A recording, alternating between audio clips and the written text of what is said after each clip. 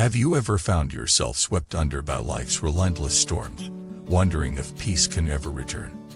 Have you asked how one can stand firm amid hardship and turn each conflict into a doorway for calm? Welcome back to the channel.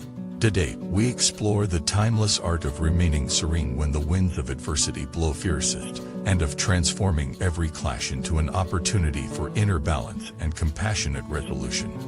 In a rugged mountain valley where winters bite and supplies often run short, villagers knew that survival depended not only on physical fortitude but on the collective spirit of calm cooperation.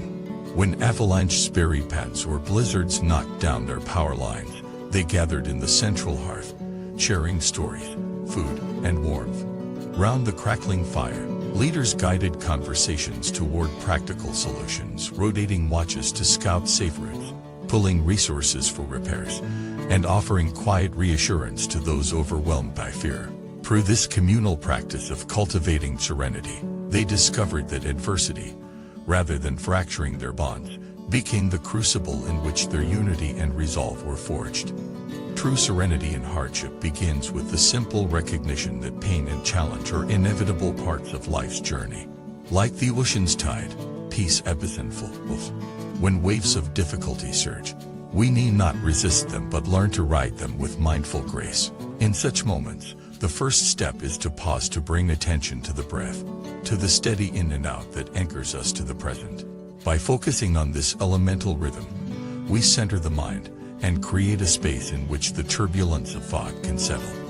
In one bustling metropolis, a doctor named Neha faced a surge of critically ill patients amid an outbreak. Exhaustion threatened to crush her will, and the cacophony of alarms and anxious calls blurred into overwhelming noise. Yet every time panic rose, she paused for a breath, placing a hand on her heart, and silently reaffirming her commitment to serve. In that split second of mindful presence, her vision cleared, and she could think clearly, moving from task to task with calm focus. Her serenity became contagious, infusing our team with renewed determination. And the crisis, though grave, passed with lives saved and spirits uplifted. Cultivating such inner poise requires ongoing practice. Meditation offers one enduring path: sitting quietly each day, observing thoughts as they rise and dissolve like clouds drifting across a white sky.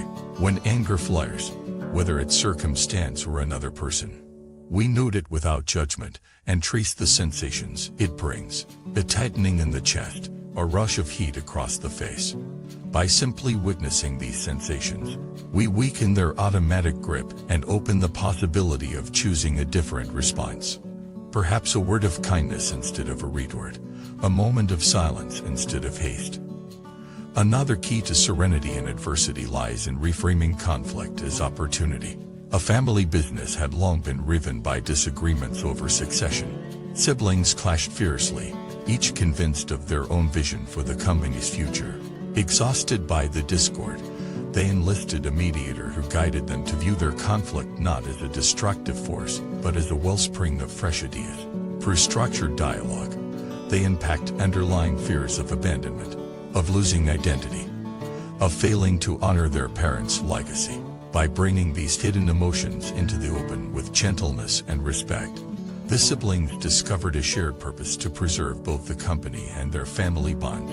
In the process, conflict transformed into a catalyst for deeper connection and renewed collective vision. In daily life, maintaining serenity in small conflicts can be just as powerful. When a friend's blunt remark stings, rather than dismissing the relationship or responding in anger, we might pause to inquire gently, "I hear that hurt you intended something different." This simple act of seeking to understand can diffuse tension and pave the way for honest expression. When colleagues vie for credit, instead of shrinking away or lashing out, we can choose to speak up with calm confidence. "I appreciate your perspective. May I share mine too?" Such measured responses, grounded in self-respect and genuine curiosity, enable conflicts to yield collaboration rather than estrangement. Forgiveness plays a central role in sustaining serenity. Holding on to grievances is like clutching hot coals, only the holder feels the burn. To forgive is not to condone wrongdoing, but to release the hold that resentment has on our hearts. When a betrayal cuts deep, we may need time to process the pain, Yet each step toward forgiveness, whether through private reflection, compassionate dialogue, or symbolic rituals, frees us from the emotional chains that bind us to the past.